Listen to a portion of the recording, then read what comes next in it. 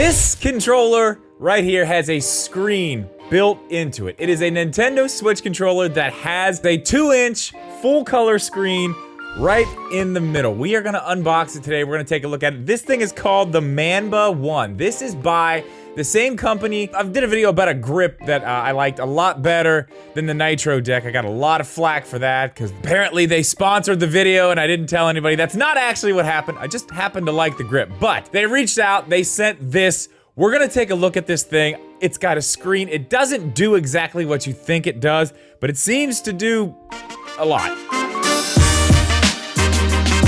What's up, guys? Welcome back or welcome in for the first time. Do me a favor, jump down to the description of this video. Down there, you're gonna find a link over to my Twitch. We are doing a playthrough of Twilight Princess over there right now. You're also gonna find a link to our podcast channel. We do a podcast over there every Wednesday night, 8 p.m. Eastern. On your way back up, make sure you subscribe to this channel. A lot of people watching think they are, and they're not.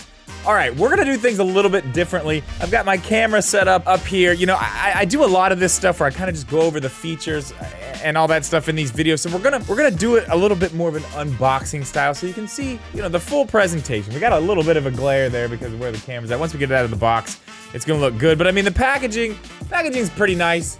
I gotta be honest. They did a really good job with the packaging. It is a little beat up. Most of that is from me.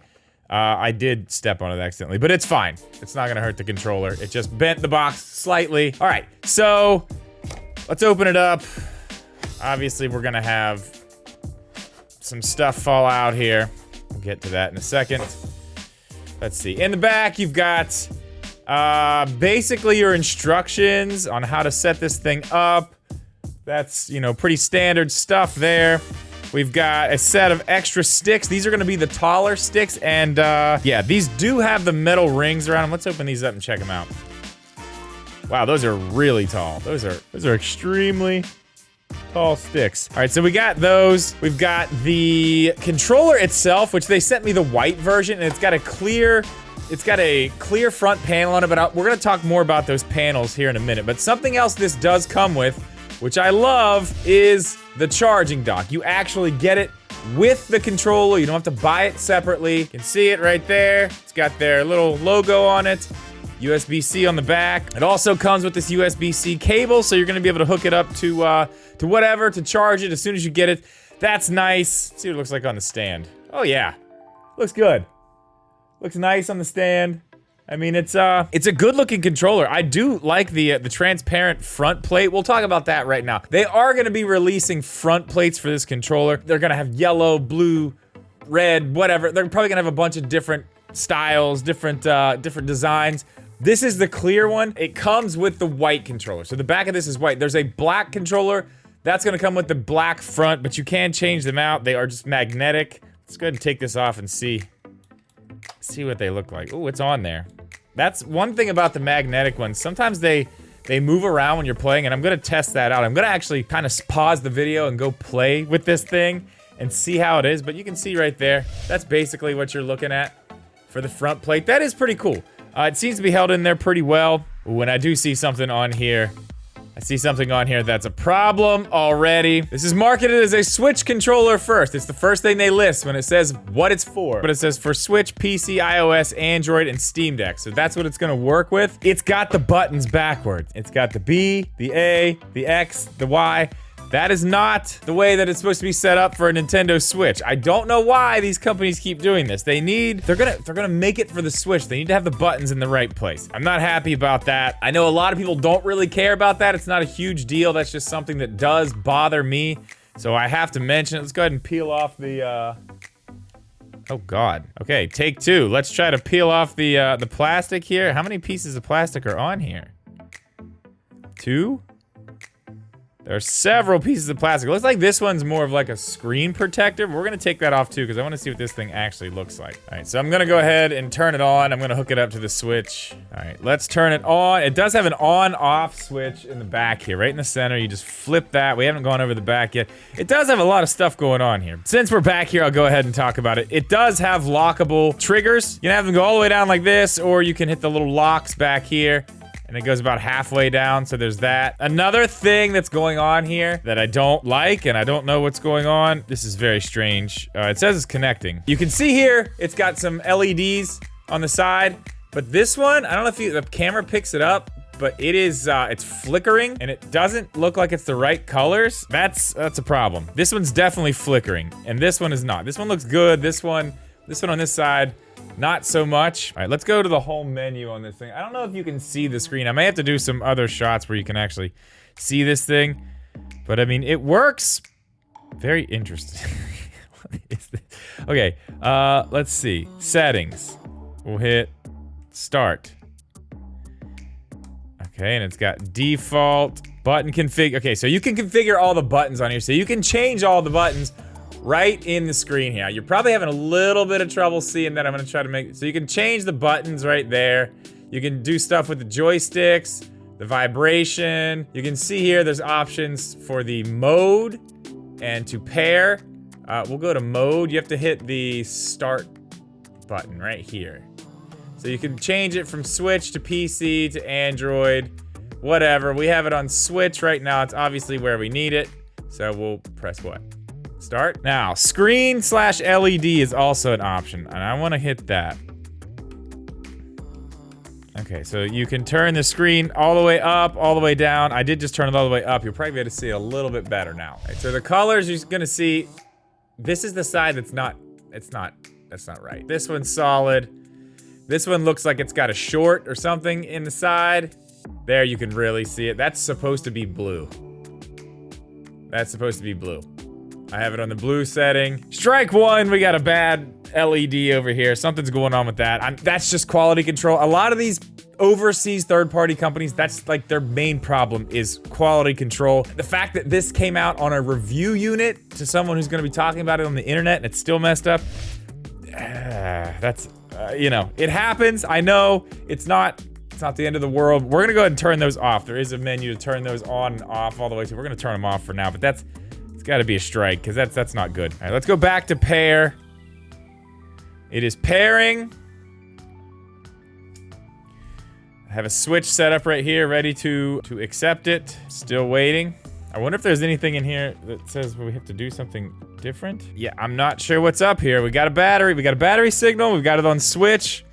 It says it's pairing. We're not getting a connection here. Oh, there it went. Okay, maybe we just did it in the wrong order there. All right, it finally paired. We're good. Remember, A is B, B is A. I'm not a big fan of that. That really does bother me, that they market something for the Switch and it's got the wrong buttons. It should not have that, but let's keep going over what this thing does have. It does have Hall effect sticks. It's got D-pad that's kind of like a circle pad that actually feels pretty good. Not a lot of travel, it's just very minimal travel there, so the buttons are kind of quick. I'm not sure how I feel about that. We'll test it out and see. Again, they do have the metal around the sticks. I do love Hall effect. That's great. Nice clicky shoulder buttons. You guys know I like the clicky stuff. Those are good.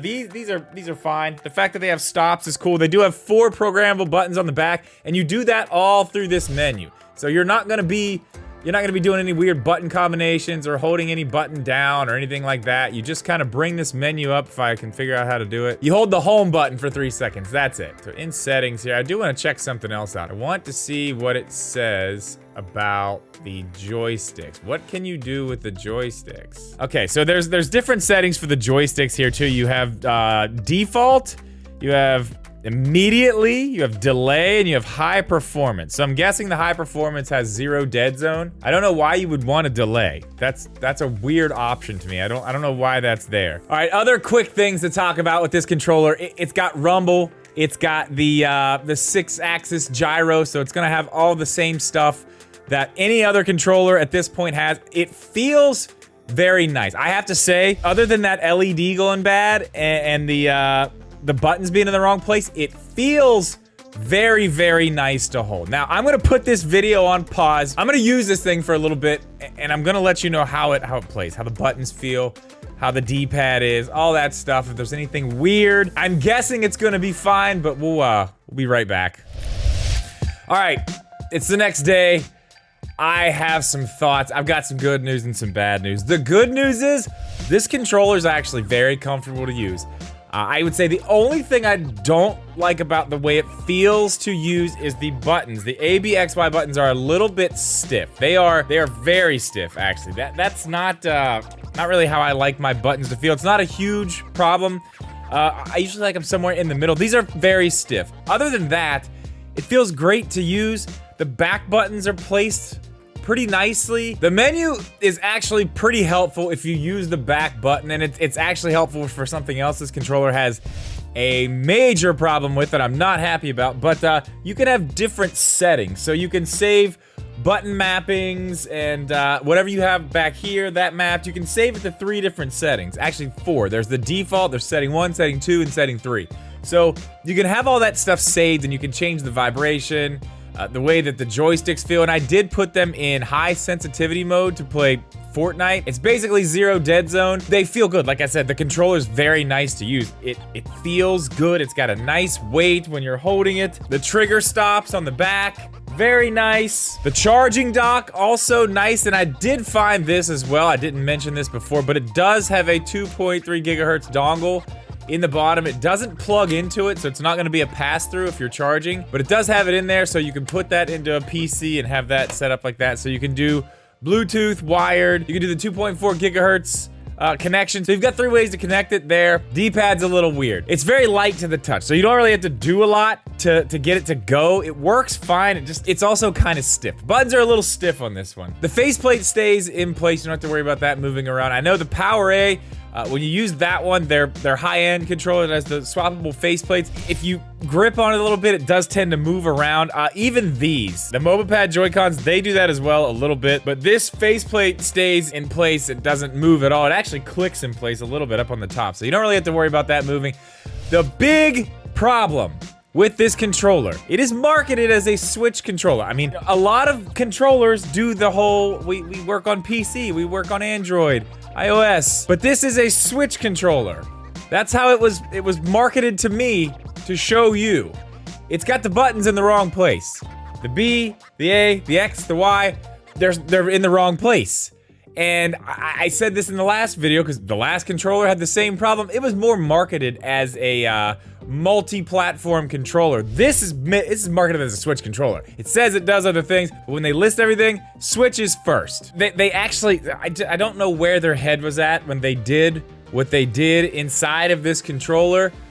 With the last one we did, and I'll link the video at the end if you want to check that one out, but with the last one with the B in the wrong place and the A in the wrong place, it still was the same button presses, you know what I mean? You were just pressing the B button to get the A button. It was the same layout, you know what I mean? And so if you have a Pro controller and this controller, it would have worked the same. You press the same button, it just says the wrong thing on it. The problem is, when this is in Switch mode, when you go to the Switch mode and hook it up to the Switch, A is A. And B is B. So all the buttons are actually reversed to be what they would be on the Xbox or the PlayStation, which sounds like it might be okay. It might be something that you could maybe use. And you know, if I have my problem where, again, I'm old and sometimes I need to look down at the button like, oh, there it is. So I didn't really notice it when I was playing Mario Wonder because, you know, B and A do essentially the same thing. I didn't really notice it was happening. Then, I wanted to test the sticks. I wanted to try the taller sticks with the 0 dead zone in Fortnite. That is where it became a very, very big problem. Obviously, with that game, it's more muscle memory. You jump with what is normally on the Switch B. It would be A with anything else, but they keep the buttons the same way, no matter if you're playing on the Switch, or Xbox, or PC, or PlayStation, or whatever. All the buttons are the same. So if you're jumping, you're pressing the bottom button in the little diamond. No matter what it is, in this little diamond, you're pressing this to jump. So now it's all switched up where you're pressing the B button over here to jump. It's not. I don't know why they would make that all switch around and make it so confusing. Now, like I said, you can go back in the menu and have a setting to flip it back, but you shouldn't have to do that. You shouldn't have to go in and make the setting.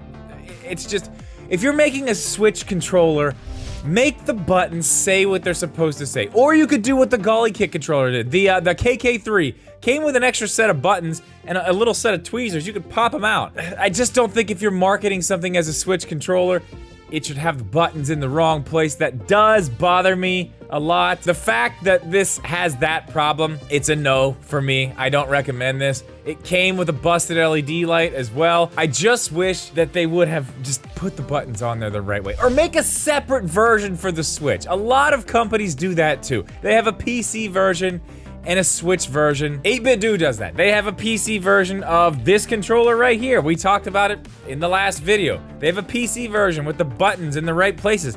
And the PC version's cheaper because it doesn't have to have the stuff to hook up to the Switch. So unless they go back and make a version 2 of this controller actually mapped right, the buttons are mapped right, maybe fix some of the other smaller little things, I think there's better options out there. One of them being the Gully kit. The screen is nice. It's kind of a novelty unless you really do a lot of button swapping or want to do a lot of the stuff that with other controllers you kind of have to just do combinations of buttons. It's nice if you do a lot of that stuff. If not, you're not going to use it a whole lot. It's not that big of a deal. I would say check out some other controllers. It does feel nice though. That is gonna do it for this one, guys. As always, thank you for watching this video. Please leave a like, make sure you're subscribed. We'll see you in the next one.